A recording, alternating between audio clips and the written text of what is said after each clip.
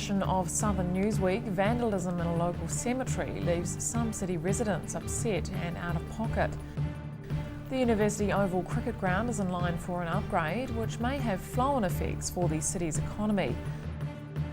And keeping the city beautiful earns awards for some residents.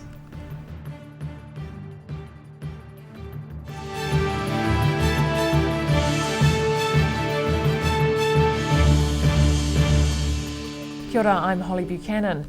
Residents are devastated about their relatives' headstones being vandalised at a local cemetery. Almost a dozen graves have been desecrated at the West Tyree Cemetery near Outram, and family members are paying the price. Reeling over a family monument in ruins. The Sinclair resident is one of several locals left devastated after relatives' headstones were vandalised at West Tyree Cemetery. Saw that the tombstone, as you can see from down on at the roadside, you can look up there, and it was down lying on the ground. So I tried to do something about it, but it was anniversary day and everything was closed. Price visited the reserve last week to find the headstone that marked his late mother's plot had been smashed into 3 pieces. The rural cemetery plot has been in his family since 1866 and holds generations of descendants. Price says he was disappointed to see a precious monument spanning more than a century ruined by heartless vandals. I was extremely wild about the whole thing. It was something that we'd worked to try and restore, get the lichen and the moss off, and keep it as a thing for other relatives to come and have a look at. Police and staff at the Dunedin City Council are investigating the vandalism with the help of contractors. Meanwhile, relatives are being left with the burden of paying for tombstone repairs, which can fetch up to $10,000. We've got to try and restore it, and I think families will restore their loved ones that have gone before us and try and get it back to where it was. Police are asking residents to come forward if they have any information about who's responsible for the damage. Council staff wouldn't comment on camera today, but are expecting to have more information about the case later this week. Annabelle Dick, 39, Dunedin News. The installation of ultra-fast broadband throughout the city is ahead of schedule. A chorus manager is visiting Dunedin this week, checking on progress with the Giga initiative. But she says residents are taking their time to connect. Keeping track of progress, this Auckland-based chorus manager is monitoring the rollout of ultra-fast broadband in Dunedin. She says the project's ahead of schedule, but residents aren't making the most of the infrastructure. Uptake is still relatively slow in Dunedin. It is 23%, which is it's a good uptake, but we'd like to see more people on the gig. Chorus started installing high-speed fibre in Dunedin more than a year ago after the city's Gigatown win. The project's half complete, with 34,000 properties now on the circuit. Stewart's also looking over the next pool of applications for Gigatown funding aimed at boosting the community. There's a Gig Start Fund and the Community Fund, and we're looking for ideas that will benefit Dunedin directly through innovation and technology. The Gig City Community Fund channels money to neighbourhood groups, while the Gig Start Fund is targeting new businesses. More than $170,000 has been awarded so far. There's $93,000 left for startups and $20,000 available per community group. I just really want to get people who have got great ideas to apply for both funds. They're both available until the 8th of April, and all the details are on the Gig City Dunedin website. The local rollout of ultra-fast broadband is expected to be finished next year, with the rest of the country due to catch up in 2019. Annabelle Dick, 39, Dunedin News. The University Oval Cricket Ground is being upgraded to increase capacity on the embankment. It's costing the Otago Cricket Association $750,000, and the local economy is in line to benefit from another premier sporting facility. Visualising a leading cricket venue, the head of the Otago Cricket Association is looking over plans for the embankment upgrade at University Oval. It comes after New Zealand Cricket recommended increased spectator capacity at facilities around the country. We need to get our capacity from 3,500 to 6,000, so at the moment we've pledged to do that, to ensure that we've got relevant international cricket here for the years to come. The east and west embankments are both being expanded to hold 6,000 people overall. A 100-metre retaining wall will be built along the west to create seating for 3,000 spectators. Otago Cricket wants University Oval to become just as relevant as other venues nationwide so it can host more internationals. The most important thing that we can do is make sure that we benchmark against Hagley Park in Christchurch. That's now seen as the premier international ground in the country, and we've got to make sure to bring international fixtures down here of note, that we've got a facility that's up there with that same standard. The association's funding the project, costing $750,000. It's received assistance from the Otago Community Trust and other grant providers. Goggins says the upgraded oval will attract bigger fixtures to the city, generating more revenue for local businesses. If we were to get the likes of, say, South Africa Test match here next year, late February, when the students are in town, 5 days of Test cricket, additional days prior to and after where the teams are here, you're talking about 200 people here. So in terms of the economy, with accommodation, with food, beverage, etc., it's a huge boost for Dunedin City. Initially, the association wanted to install floodlights at the ground, but plans have been put on hold as Dunedin's unlikely to be considered for day-night tests. The embankment upgrade is set to be completed by mid-May. Annabelle Dick, 39, Dunedin News. Several years of work to help the city retain tertiary graduates is beginning to pay off. An estimated 65% of participants in a summer intern program have remained in Dunedin, according to new research presented to the council. And those behind the scheme are confident that with future funding, more people will want to stay put. Touting the success of a long-term initiative, the Sexy Summer Jobs Business Internship Program has helped nearly 100 students find work since its inception in 2008. A report into the success of the Enterprise Dunedin-led scheme over the past 8 years is showing positive results in retaining graduate students locally. It is an internship program and they go into places of work over the Christmas break, and many of them, in fact 1 in 2 actually end up with a permanent placement with that organisation that they've interned with, and 2/3 of them almost end up staying in the city longer term. Technology-based jobs in particular are showing a lot of strength, with the majority of interns working in that sector. But there's increasing demand from other businesses to take part in the program, mainly in research and education. We are trying to expand that out a little bit because there's other sectors of the business community that also want access to interns, and so we're starting to see some involvement from those other sectors now. Data was analysed by a University of Otago postgraduate research assistant at a cost of $5,000 to Enterprise Dunedin. Christie says the investment is worthwhile as it validates the program in achieving desired results. Where students go after their study is ultimately a personal choice, but he says having jobs available locally is the first step to boosting Dunedin's workforce. It gives the interns an opportunity to go into a place of work where they do see those opportunities for jobs that often aren't advertised, and they get to experience what it's like to work for that employer, and in many cases 1 in 2 of them end up staying with those employers in some capacity. Some participants also stay in the city, creating their own businesses or moving on to further study. Christie says all of those outcomes are positives for the program, and hopefully they'll help with efforts to secure future funding. Ruby McAndrew, 39, Dunedin News. A Keep Dunedin Beautiful award has been presented to a young boy for cleaning up the local coastline. Others behind beautification work have also been recognised at a ceremony held in celebration of their efforts. And more work is being planned. Celebrating those who take pride in their city. The annual Keep Dunedin Beautiful Awards have been held to acknowledge the hard work that residents do to ensure Dunedin looks its best. This year, around 50 accolades have been given out to a range of groups and individuals. So we're really wanting to recognise people that are making an effort in some kind of way, whether it's big or small, to beautify the city or encourage civic pride, or kind of all those little and big activities that make the city a nicer place for people to live. A smaller number than usual attended the awards this year due to it being a short week with 2 public holidays. But it made little difference, with plenty of applause when Mayor Dave Cull presented one of the top prizes to 6-year-old Ashton Heptonstall.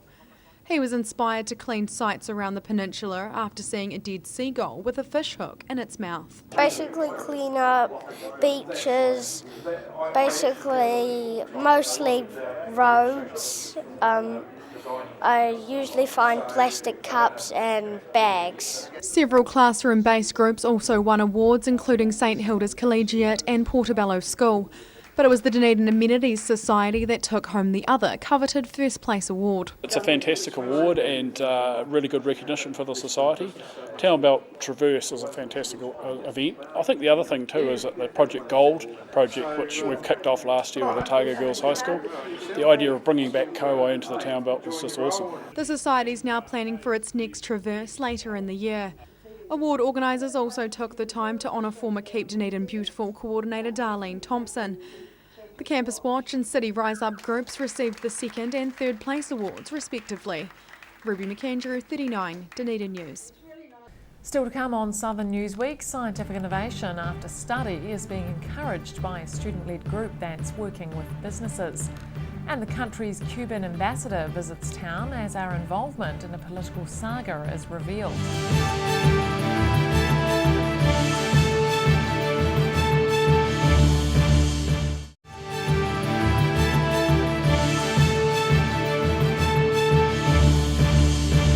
Welcome back. A student-led organisation is helping to prepare young scholars for life after study. It's encouraging scientific innovation by linking university students with businesses in the sector. And program drivers say it could benefit the entire country. Learning how to sell their ideas. This day-long workshop by non-profit group Chiasma is helping to prepare students with plans to enter the science industry after graduation. It's aimed at ensuring attendees hear exactly what employers are looking for in potential staff. I feel the university students don't have as much connection with the industry, and the industry is amazing with very inspiring people, inspiring stories that I feel students just need to hear, and one platform that students can do that is through Chiasma. The initiative started in Auckland more than 10 years ago and has since grown to have over 2,000 student and industry members nationwide. It was launched in December last year, with Callahan inspired by the work being done elsewhere. Originally I was approached through the Auckland's team, and I went to visit the Chiasma team in Auckland, and it was amazing. Great team. I felt that they shared a similar vision to myself, and that's how I got into Chiasma, and we've developed a team here. Callahan says the organisation aims to encourage innovation in technology fields and strengthen the links between tertiary institutions and industry leaders. He says it's about giving students more tools to communicate and have their ideas heard by the right people. The plans for the future is essentially to promote commercialization innovation amongst the best students, the creative students here in Dunedin, and provide them a platform to communicate with the industry and just be a lot better established, more well known around Dunedin, and encourage students to be the best that they can be. He's hoping that as the student-led organisation grows, New Zealand will benefit from an increasingly knowledge-based economy. He says the high local turnout at the latest meeting is a good sign they're on the right track. Ruby McAndrew, 39, Dunedin News. There was a 2.2% drop in student numbers last year, down to just over 18,000 full-time equivalents. But staff are confident about role growth this year. There were also more students hauled before the proctor last year than any other year since the university's Code of Conduct was implemented in 2007. Just over 570 students were dealt with, an increase of almost 100 from 2014. But academic cheating cases were down slightly. Dunedin's involvement in a political saga between Cuba and the United States is being recognised through a public exhibition. It's brought New Zealand's Cuban ambassador to the city as Barack Obama makes his historic presidential visit to Havana. But the ambassador says normal relations between Cuba and America are a long way off. Getting a glimpse of imprisonment. Cuba's ambassador to New Zealand has been in Dunedin opening a public exhibition of works by one of the Cuban Five. They were jailed in the United States for actively supporting the Cuban government while living in Florida. This is the work of the result of 16 years out of unfair imprisonment and the result of their idea of how to express their opinion and how to express their will. Antonio Guerrero became an artist in prison, tutored by fellow inmates. He was handed a life sentence without parole, and these 15 watercolours represent the struggle of his incarceration. The ambassador says Dunedin residents played a big part in the early release of the political prisoners, which was influenced by global condemnation of their treatment. All around Aotearoa, New Zealand, there was a very good movement for the support of the freedom of the Cuban Five, and then the Dunedin section also played a very important role in that. And we would like to express our appreciation to all people in Aotearoa, New Zealand that helped, and especially the Cuba Friendship Association in Dunedin. That group's hosting the exhibition and was involved in the ambassador's visit, marking the 15th anniversary of the Cuban Five sentencing. The US and Cuba are breaking new ground with Barack Obama's trip, but the ambassador says normal relations are far from reality. It can't happen while the blockade is still in place, and this is a good moment to express our need for the blockade to be lifted and the Guantanamo Bay to be returned to Cuba, which are steps that we think are going to take time, and we cannot talk about normalizing relations without these things being done. While in Dunedin, the ambassador met with local leaders and Cuba supporters and lectured at the University of Otago. The exhibition in the Dunedin railway station finishes on the 3rd of April. Rosie Mannins, 39, Dunedin News. And just ahead on Southern Newsweek, some of the country's best sports people come to town to work on their careers, and local cadets spend their long weekend working.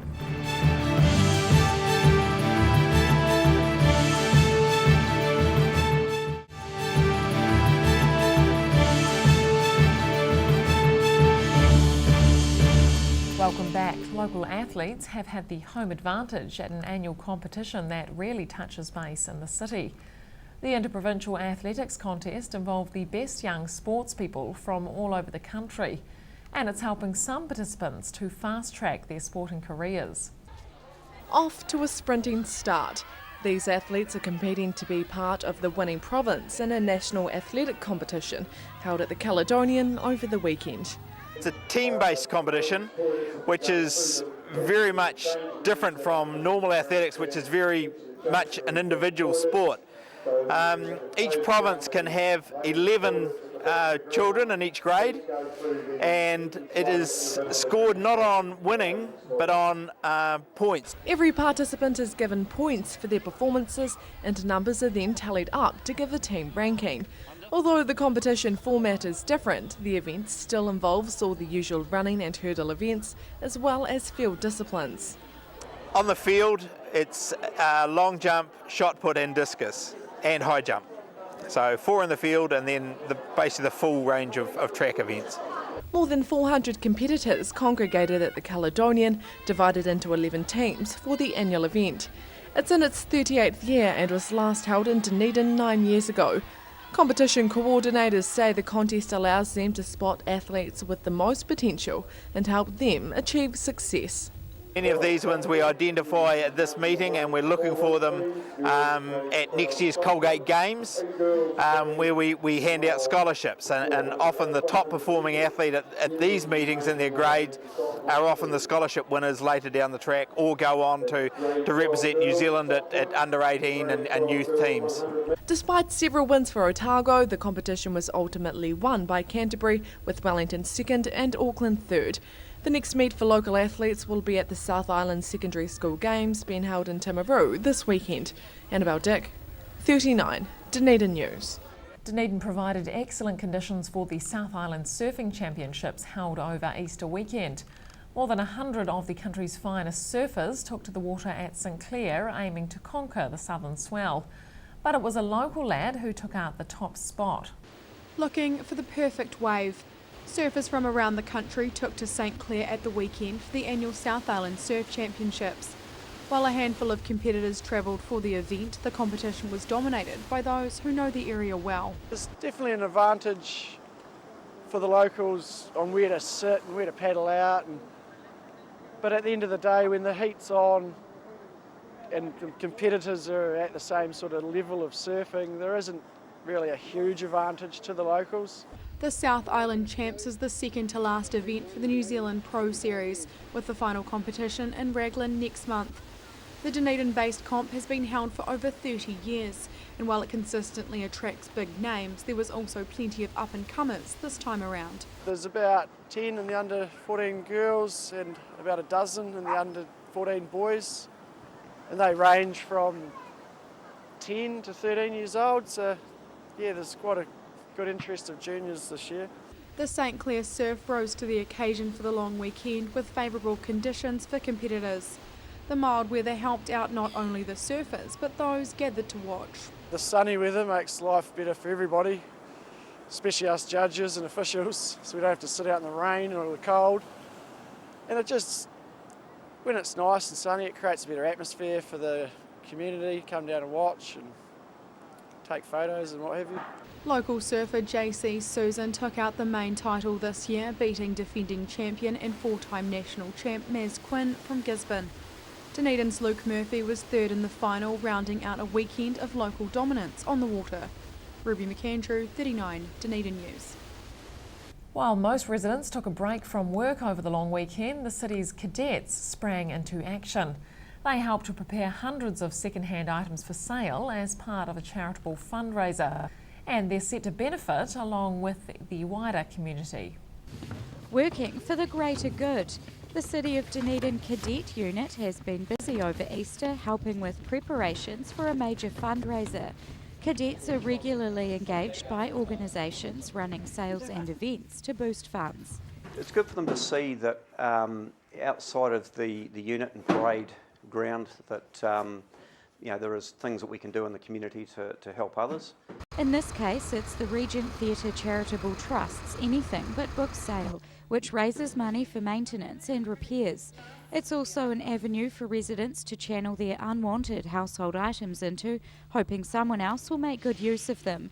For cadets, it's all a part of compulsory community training. They're fairly highly disciplined, so they know how to knuckle down and get the work done. So, and some of the newer ones that haven't been involved with it before, they come in and they get to see how we structure our workload. Earlier in the day, boxes of sale items were hoisted into a truck from a Kaikorai Valley storage facility. The sale benefits cadets financially, with a cheque from the proceeds going towards the unit's own fundraising efforts. And the event's getting bigger each year. For about 3/4 of the year, we're collecting, sorting and pricing donations that people give us. We have a fantastic off-site big space at Kaikorai Valley, which allows us to spread out and have all the time we need to get things organised. We used to do it in the basement here, but it's a much too big a sale to do that now. Yeah. The sale's not till Friday, but plenty of elbow grease behind the scenes has ensured it's all ready for the public.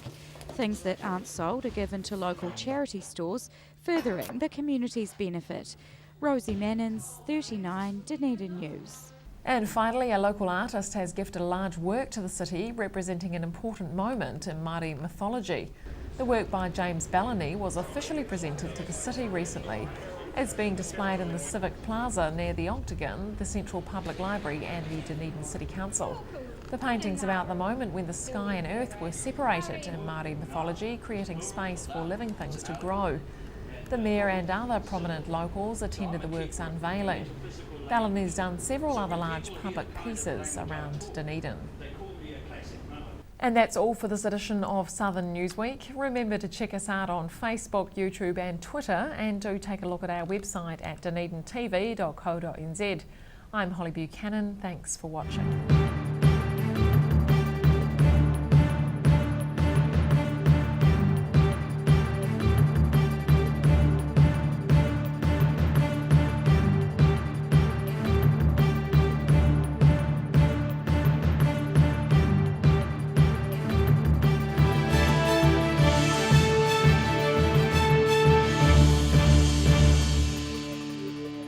Supporting local content so you can see more of New Zealand on air.